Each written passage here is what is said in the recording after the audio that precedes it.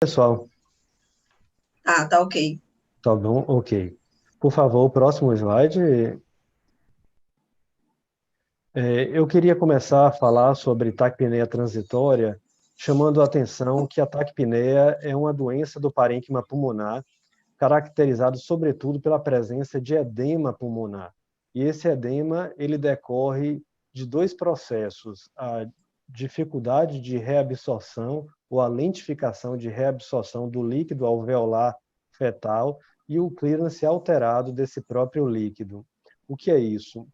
Desde a formação do trato respiratório fetal, os pneumócitos tipo 2, eles produzem um líquido que completa, preenche os alvéolos e a árvore traqueobrônquica desse pulmão, desse aparelho respiratório em formação.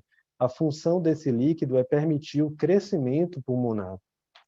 E à medida que a gestação progride, esse líquido ele vai aumentando o volume em que é produzido até chegar a um pico máximo que gira em torno bem próximo do momento do termo da gestação. É, quando o bebê está próximo desse termo, e, portanto, quando ele está nesse pico de produção desse líquido, existem modificações hormonais que ocorrem no organismo materno e também a produção aumentada de catecolaminas, que são responsáveis por uma inversão. O bebê para de produzir esse líquido e ele passa a reabsorvê-lo, de modo que no momento em que ele nasce, grande parte desse líquido já vai ter sido absorvido e vai facilitar a entrada de ar no pulmão. Então, quando ocorre qualquer dificuldade nessa reabsorção, a gente tem um fator de risco para levar o bebê a desenvolver a taquipneia transitória. Próximo slide, por favor. Então, a taquipneia transitória é uma doença muito comum. Podemos dizer que ela é a causa mais comum de insuficiência respiratória nos bebês de termo ou próximo ao termo. Cerca de 5,7 por cada 1.000 nascidos vivos vão desenvolver a taquipneia transitória e, em alguns grupos, essa proporção é até maior. Por exemplo, nos prematuros tardios, essa proporção chega a ser de 10 por cada 1.000 nascidos vivos. Próximo, por favor.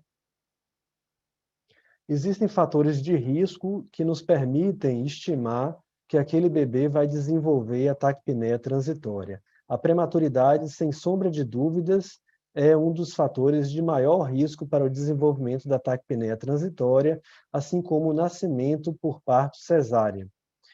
Condições maternas como o diabetes, a asma e a obesidade também estão relatados como fatores de risco para a taquipneia transitória. Às vezes, o uso de grandes volumes de soro durante o trabalho de parto ou até mesmo o uso de betamiméticos que nós usamos para conduzir o trabalho de parto podem auxiliar no desenvolvimento da taquipneia transitória. Próximo. Existe uma relação inversa entre o uso de corticoide e a taquipneia transitória do recém-nascido. O que é isso?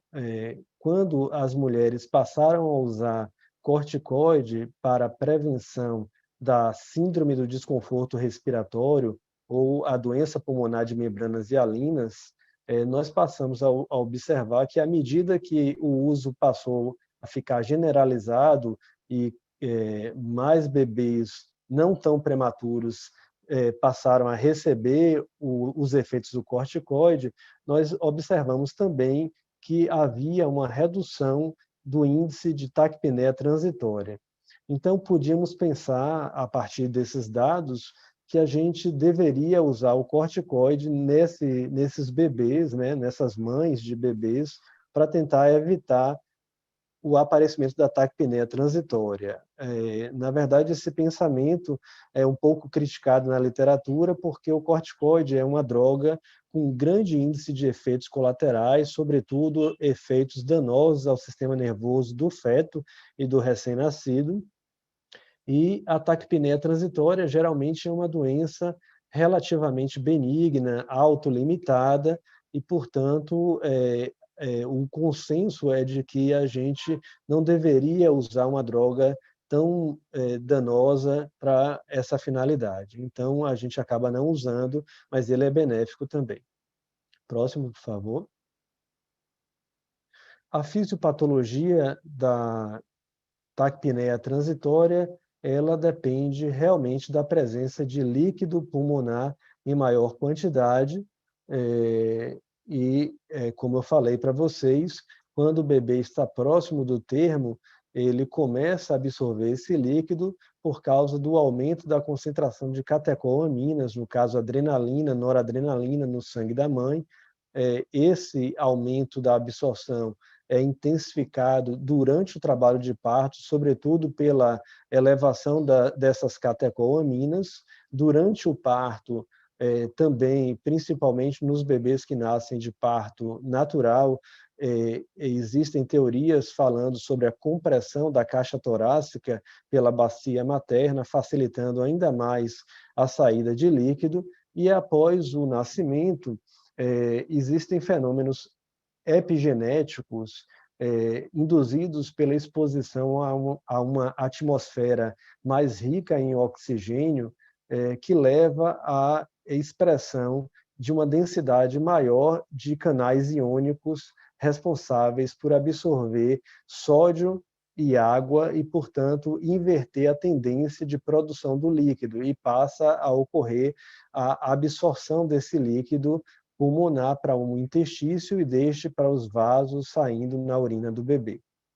Então, o que acontece na taquipneia transitória, na fisiopatologia, é a persistência desse líquido alveolar e que acaba também ocorrendo uma quantidade de líquido exacerbada no interstício pulmonar. Isso leva a uma alteração de complacência pulmonar, e essas alterações de complacência acabam resultando nos sintomas da taquipneia transitória. Próximo, por favor. Esse diapositivo é só uma ilustração, eu não vou comentar em detalhes com vocês, são exatamente os canais iônicos induzidos pela exposição do bebê ao oxigênio que facilitam a absorção do sódio e água para os vasos sanguíneos, diminuindo, portanto, a quantidade de líquido dentro do sistema pulmonar, do sistema respiratório desses bebês. Por favor, próximo. Então, esse líquido ele vai ocupar os alvéolos e também a árvore traqueobrônquica desses bebês, preenchendo também os espaços pericanaliculares e o sulco interlobar.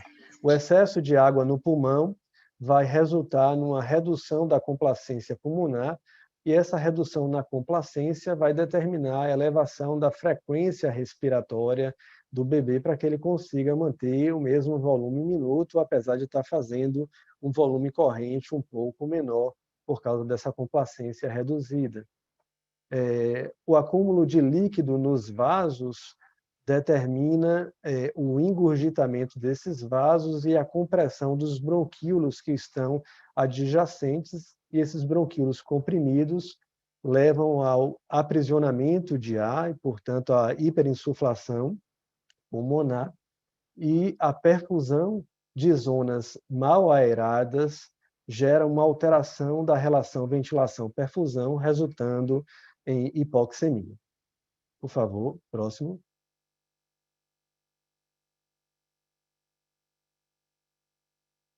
Ok. Os sintomas da taquipneia transitória geralmente aparecem nas primeiras 2 horas de vida. Esse é um dado clínico importante. Geralmente, a maioria das crianças, ainda na sala de parto, portanto, nos primeiros minutos de vida, já se encontram taquidispneicos. Mas os bebês podem estar inicialmente eupneicos e desenvolver a taquipneia dentro dessas 2 horas. Não é comum, no entanto, as crianças desenvolverem a taquidispneia depois de muitas horas de vida, 12, 20 horas. Se isso ocorrer, nós devemos pensar na possibilidade de a criança estar desenvolvendo qualquer uma das doenças que fazem diagnóstico diferencial com a taquipneia transitória. Então, os sintomas mais comuns são a taquipneia, o aumento do trabalho respiratório, que a gente vai perceber como o batimento das asas nasais, a tiragem intercostal, subdiafragmática e supraesternal, e o gemido respiratório, assim como a cianose. Os sintomas tendem a se resolver com mais ou menos 12 a 24 horas, mas os casos mais graves podem levar pelo menos uma semana para se resolver. Próximo. O diagnóstico da taquipneia transitória, ele é clínico. A avaliação radiológica, ela fortalece a suspeita, mas não existe nenhum dado radiológico que seja patognomônico da doença. Os achados mais comuns do raio-x são o infiltrado intersticial, com padrão semelhante a raios de sol, é aquele infiltrado que parte do hilo pulmonar em direção à periferia, saindo, parecendo raios de sol. É muito comum o aparecimento de uma cardiomegalia discreta. A hiperinsuflação pulmonar, como eu chamei a atenção de vocês, também é muito comum. Às vezes, nós podemos observar a presença de acúmulo de líquido na fissura interlobar e a efusão pleural, visto através da obliteração do seio costofrênico, e pouquíssimas vezes podemos observar a consolidação alveolar, do mesmo modo que a pneumonia congênita ou a pneumonia tardia vão se manifestar. Próximo.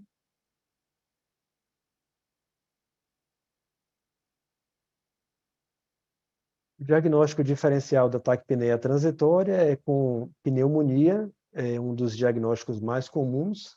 A sepse, mesmo que não haja comprometimento do aparelho respiratório, ela pode se manifestar com gemência, com aumento da frequência respiratória, aumento do trabalho respiratório. A síndrome do desconforto respiratório ou doença pulmonar de membranas hialinas também é um diagnóstico diferencial, sobretudo nos bebês prematuros. As cardiopatias congênitas podem se manifestar, principalmente aquelas cianogênicas nessa fase, e algumas doenças metabólicas podem descompensar, gerando quadros de acidose com taquidispneia e podem confundir com taquipneia transitória. Próximo.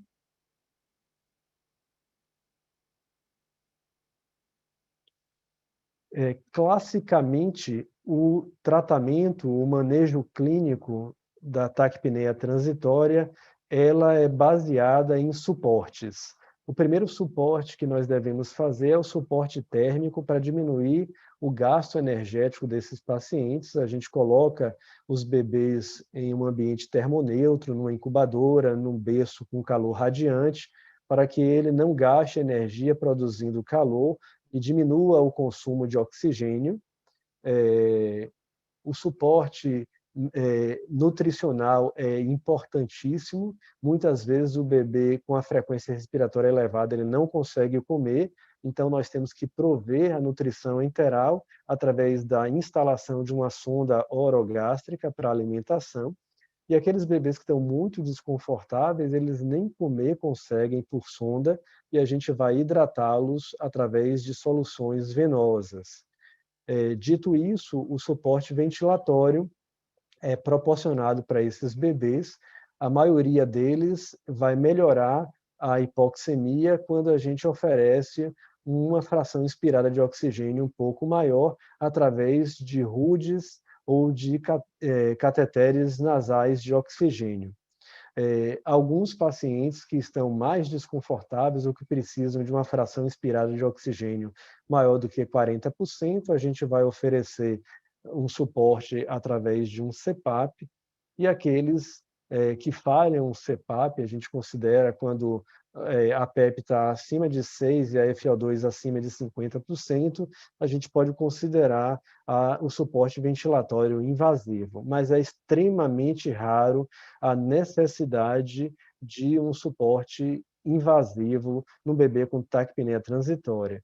E é mais comum quando a gente está diante de complicações da taquipneia, como o pneumotórax hipertensivo, como a hipertensão pulmonar persistente do recém-nascido. Agora, eu findo a minha participação temporária aqui, passando a palavra para a Leilane, que me deixou impressionado com os relatos que ela fez a respeito de sua experiência no manejo desses bebês lá em Teresina.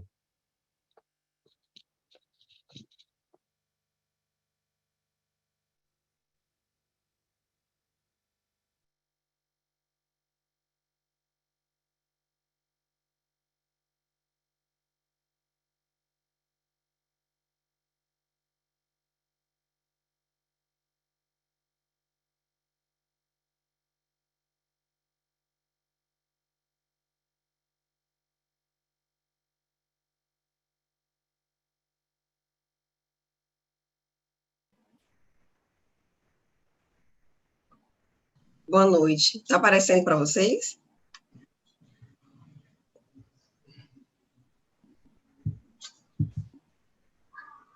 Está todo mundo escutando?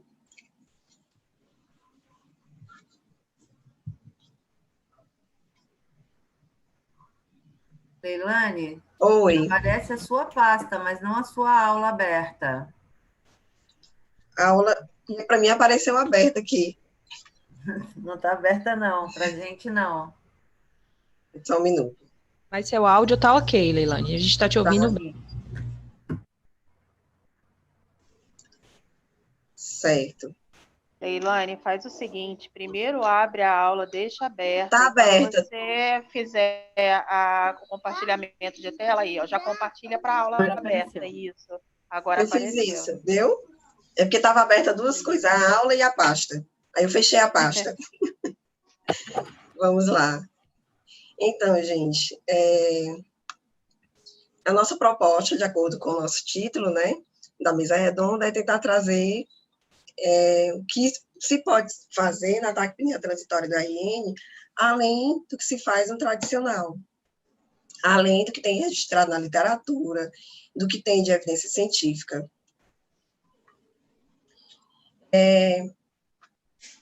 Assistência fisioterapêutica em taquipnia transitória do RN.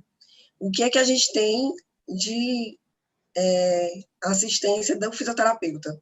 Praticamente, a gente entra nas unidades de cuidados intermediários, na U5, ou, quando o bebê vai para a UTI, a gente atende na UTI. Dificilmente a gente tem acesso, tem esse trabalho dentro da sala de parto ou no centro cirúrgico. Em geral, nós não temos um serviço de fisioterapeutas, de fisioterapia de rotina na sala de parto. Em algumas maternidades, nós até temos, aqui em Teresina, na maternidade do Estado, que eu trabalho na prefeitura, nós temos fisioterapeutas na sala de parto, mas me certifiquei e é feito o quê? A instalação de CPAP, certo? Que é a conduta convencional e tradicional para a intervenção de um paciente com taquipnea transitória. Haveria alguma diferença na evolução desse RN com taquipneia transitória se ele recebesse alguma intervenção fisioterapêutica ainda na sala de parto ou no centro cirúrgico? Então, algo que eu estou jogando para a gente despertar uma determinada curiosidade, para a gente também correr atrás do nosso espaço como fisioterapeuta dentro desse setor, dentro da sala de parto, dentro do centro cirúrgico. Se a gente consegue melhorar pacientes com taquipneia transitória, como já conseguiram escrever e registrar, com o atendimento do RTA e outros tipos de desconforto, e outros desconfortos respiratórios por outras causas, através do RTA, por que não fazer esse manuseio precocemente, ainda na sala de parto, para conseguir uma evolução mais rápida dessa criança? E talvez evitar que ele precise ser internado, encaminhado na unidade de cuidados intermediários. Ou então, diminuir o tempo que ele passa afastado da mãe. Diminuir o tempo que ele vai passar sem a dieta realmente oral, mamando no peito da mãe. Que a gente sabe que faz muita diferença. Então, ter fisioterapeuta na sala de parto, e não somente ter um fisioterapeuta qualquer, mas um fisioterapeuta que tivesse a formação em RTA, para fazer a diferença no atendimento. Se a gente for bem pensar, claro, nós temos já várias evidências científicas, registros importantíssimos de que o CPAP tem suas boas respostas, uma evidência científica alta de que ele é uma boa conduta para a taquipneia transitória do RN. Mas quem é fisioterapeuta e o neonatologista também pode observar que a gente gera um alto nível de estresse ao RN ao ser colocado em CPAP, seja por pronga nasal ou por máscara nasal. Fora da dificuldade que a gente tem de encontrar uma interface adequada. Nem sempre a gente tem essa facilidade de encontrar uma pronga que fique exatamente do jeito que a gente quer, adequada o nariz do bebê. Às vezes a gente procura milhões de prongas para poder conseguir encontrar uma que fique um pouco melhor e que incomode menos. Acho que todos os físicos vivem fazendo curso e pegando dicas de como a gente pode fazer uma adequação mais confortável. Então, isso acaba gerando um estresse momentâneo, aumenta um pouco mais a frequência cardíaca, a frequência respiratória naqueles primeiros minutinhos. E, fora isso, se você não tiver um profissional capacitado no momento, que vai colocar o CPAP, é raro, mas você pode gerar um trauma e gerar um pneumotórax. Se você não adequar bem e ele passar um tempo a mais no CPAP do que esperado, ele pode ter uma lesão de septo nasal, se você não proteger bem. Então, existe algumas, digamos assim, malefícios, né, que, devido ao uso do CPAP ter resolvido, ter sido tão bem resolutivo para a taquipneia transitória, se deixou de lado esses, digamos assim, esses malefícios que ele pode trazer. Porque, não, em termos de custo-benefício, por enquanto, o CPAP seria a melhor opção. Então, minha proposta de discussão para a mesa redonda é a gente tentar trazer uma intervenção além do tradicional. Vamos colocar um fisioterapeuta na sala de parto, no centro cirúrgico, um fisioterapeuta que seja capacitado com RTA, aplicar os manuseios de RTA junto com o CPAP, ou quem sabe, aqueles pacientes, como o doutor Luiz falou, que às vezes não vão precisar de um CPAP, só de um suporte de oxigênio. Se eles puderem ficar só no halo, só no catéter nasal de O2, a gente entrar com o manuseio de RTA e talvez ele não evolua para o CPAP nem para a permanência no catéter de O2. E assim, com esse pensamento veio de onde? Essa possibilidade da gente instigar essa discussão nesse evento. Eu trabalho numa maternidade, mas sou fisioterapeuta da unidade de terapia intensiva. Nós temos fisioterapeutas na U5 e na unidade de terapia intensiva. E nós conseguimos ter uma equipe que todos concursados que tem o curso de RTA, tem a formação de RTA, e aí sempre que algum bebê complicava na sala de parto ou no centro cirúrgico por conta de taquipneia transitória, às vezes chamavam a gente porque não conseguiam montar um CPAP. E aí, o fisioterapeuta que ia, tentava intervir com o RTA. E a gente começou a ver a resposta da intervenção, né? Recentemente, numa passagem de plantão, uma física do plantão, saída do plantão, me atrasei, porque acabei saindo da U5 para a sala de parto, consegui controlar 2 taquipneia transitórias. 2 bebês foram direto para a mãe e não foram para a U5. Gente, isso é muito gratificante, porque a gente não está livrando o bebê de uma internação, está mantendo o vínculo mãe e filho, a gente não precisa cortar esse vínculo, e nós começamos a atender alguns pacientes e vendo que está dando resultado, e alguns neonatologistas que presenciaram o nosso atendimento começaram a valorizar isso. A partir de então, a gente está com a ideia da gente tentar a gente já começou a escrever algo assim, rascunhar, para tentar se organizar, para registrar isso e transformar em evidência científica, para a gente conseguir provar que o RTA pode ter bons resultados na taquipneia transitória de forma precoce. Então, eu trouxe para vocês aqui alguns resultados que a gente teve com a intervenção do RTA em sala de parto e no centro cirúrgico. Esse bebê nasceu de 37 semanas, 2,1 kg, mais ou menos, apesar da faixa, mas eu acho que dá para perceber a face dele de estresse, de dor.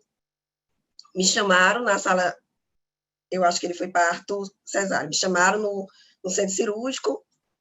Nesse dia já era o terceiro bebê desse dia que estavam me chamando. No primeiro, a gente conseguiu fazer com que ele não precisasse de internação. Foi de um parto, foi na sala de parto, foi de um parto normal.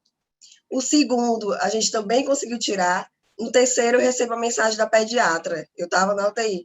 Leilane, corre aqui no centro cirúrgico, vem fazer aquele milagre que tu fez. Já é o terceiro bebê de hoje. É a mesma coisa, taquipneia. Aí, acho que quando vem a cobrança, né, a gente fica com aquela responsabilidade, tem que fazer alguma coisa. O que eu senti de dificuldade no ambiente? Quem trabalha na UTI, a gente consegue controlar um pouco mais nosso ambiente.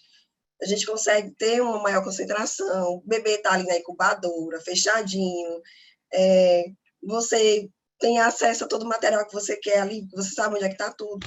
Sala de parto e centro cirúrgico, para mim, era um ambiente desconhecido, certo? Eu vou lá uma vez na vida, então eu não sei onde tem nada. Na maternidade que eu trabalho, que é pública, só tem um oxímetro para sala de parto e para o centro cirúrgico, então eu tenho que ficar pedindo o oxímetro para o pessoal para conseguir controlar sinais vitais, porque nem sempre está disponível, fora o barulho dentro do centro cirúrgico e da sala de parto.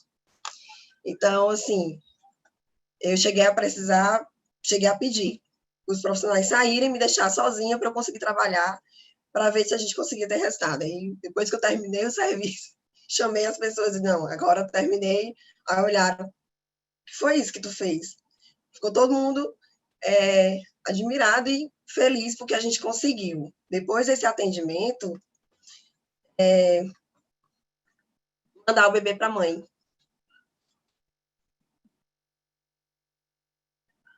E aqui foi depois do atendimento.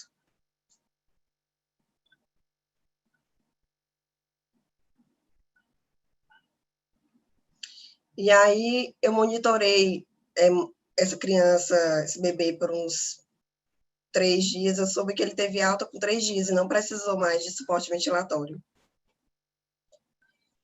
Esse outro bebê, quando eu fui atender, ele já estava com 1h40.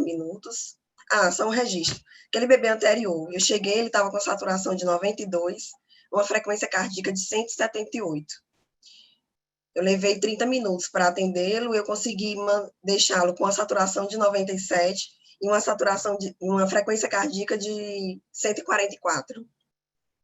Esse bebê estava mais ou menos com 1h40 que tinha nascido, estava no CPAP, e mesmo assim ele estava muito desconfortável, estava com batimento de aletas nasais e uma elevação de tórax muito grande, com elevação de caixa torácica, e foi um pouco mais trabalhoso atendê-lo, mas no final do atendimento a gente conseguiu deixá-lo sem o CPAP. Eu não sei se dá para perceber, mas a gente conseguiu baixar a caixa torácica dele, a gente conseguiu baixar,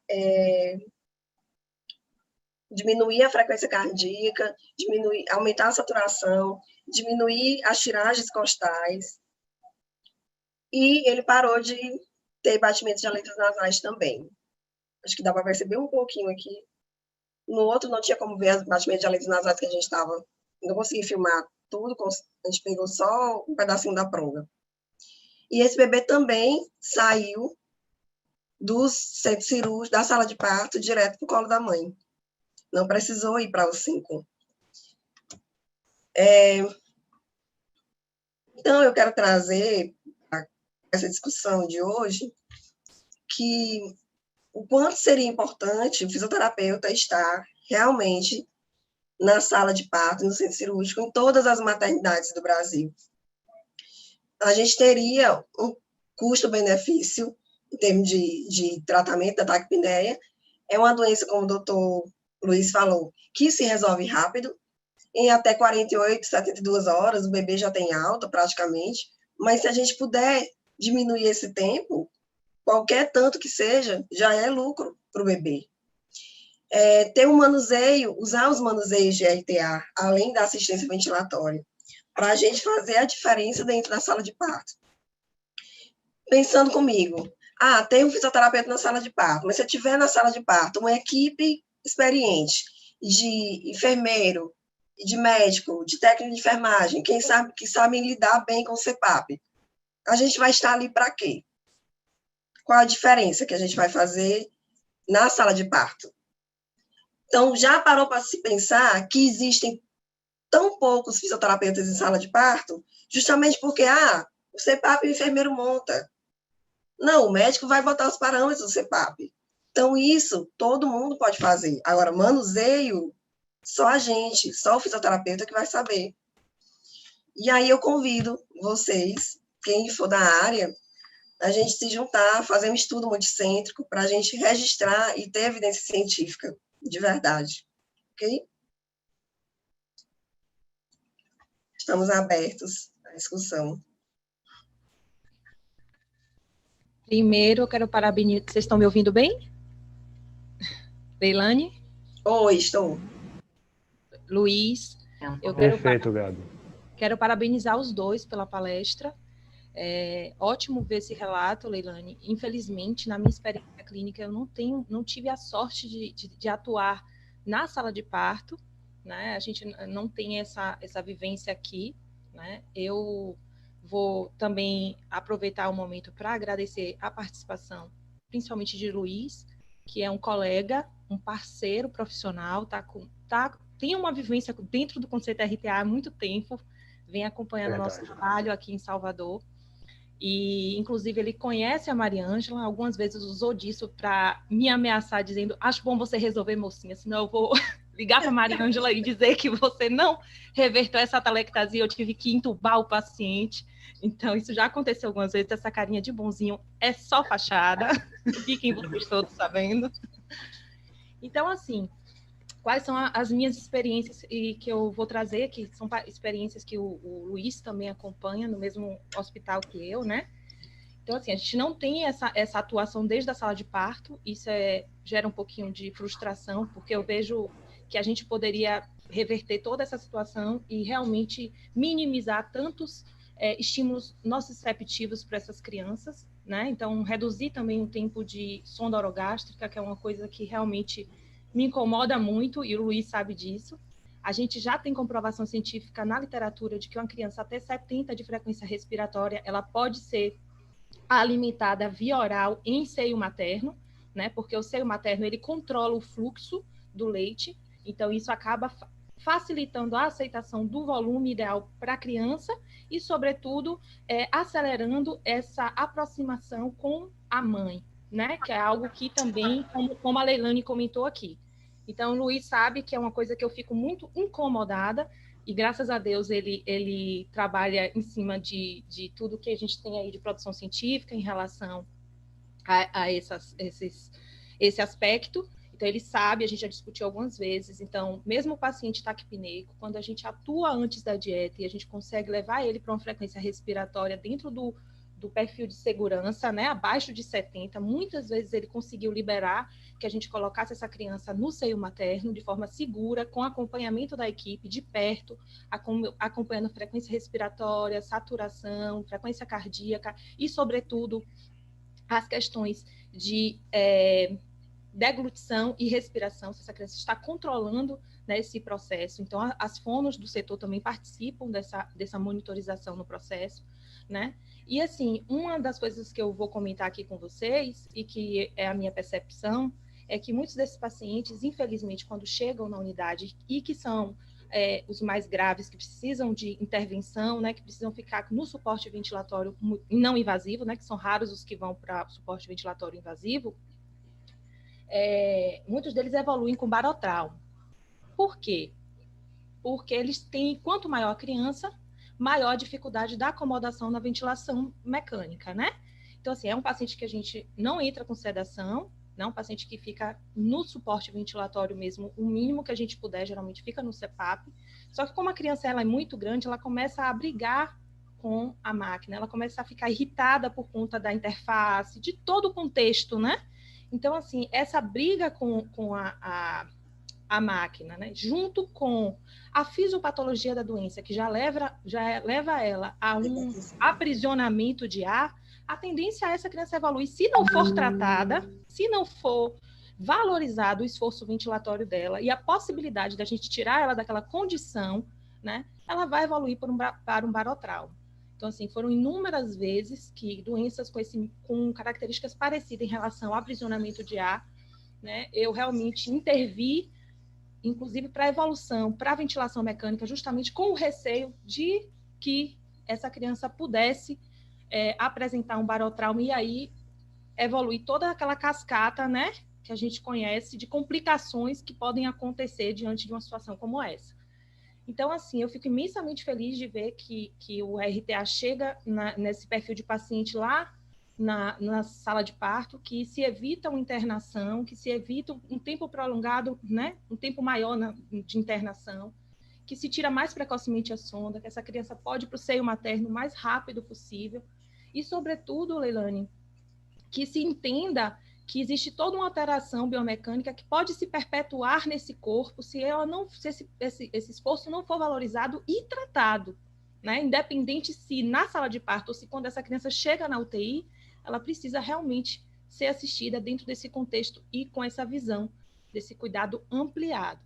Então, eu gostaria só que o Luiz falasse um pouquinho mais sobre a percepção dele diante desse cuidado, que ele já viu algumas vezes a gente atuando com o RTA. Tem outros colegas na unidade que também trabalham. Infelizmente, a gente não tem essa experiência, né, Lu, de poder estar lá na sala de parto evitando internação. Acho que esse é um perfil mais até de hospitais públicos, né, que visam essa possibilidade de ter leito sempre disponível, né, que tem essa questão da rotatividade do leito mais presente, e acaba deixando a gente sem essa opção de chegar lá e dizer, eu quero ir ali para a sala de parto, evitar que esses bebês cheguem aqui, e que a gente possa mudar essa realidade.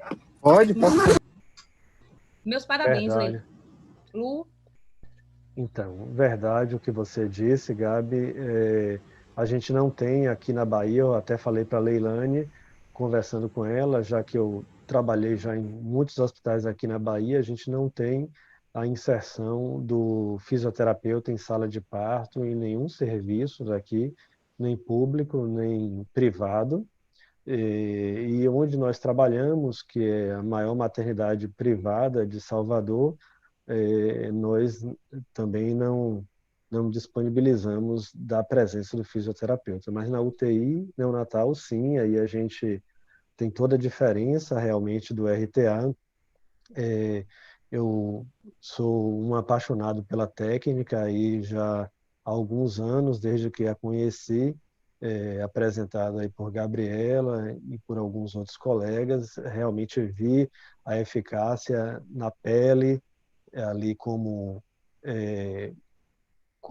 clínico de alguns pacientes, não só na UTI neonatal, mas no consultório de pacientes muito críticos, com insuficiência respiratória importante. A gente conseguiu evitar internações, a gente conseguiu evitar ventilações invasivas em inúmeros pacientes que eu me lembro aqui, sendo que as meninas estavam usando a técnica RTA. Então, quando houve o convite para participar dessa mesa redonda e eu conheci indiretamente Leilane e ela me sinalizou isso, eu fiquei realmente bastante encantado com essa perspectiva de poder ter a técnica RTA sendo utilizada para tentar abreviar o tempo de de evolução da taquipneia transitória, favorecendo que esses bebês não internem na UTI neonatal, porque aqui para nós, se existe uma doença antipática, essa doença é taquipneia transitória. É insuportável taquipneia transitória. Ninguém merece uma doença como essa, né? Enfim, ela só serve mesmo para a gente dificultar um pouco os vínculos da mãe com o bebê, né? Ela tira a criança do convívio pleno com a família durante 1, 2, 3 dias, quando não ocorre uma complicação como Gabriela chamou a atenção, uma criança que chega hiperdistendida, é, agitada com a interface de um dispositivo que está dando suporte ventilatório não invasivo e ele acaba fazendo um pneumotórax hipertensivo e agrava a sua condição. Eu já vi isso, infelizmente, inúmeras vezes, e aí a perspectiva de a gente atuar com RTA antes desse bebê chegar na UTI realmente me animou deveras. Eu fiquei apaixonado e doido para ouvir o relato oficial de Leilane aqui. Parabéns, Leilane, pelo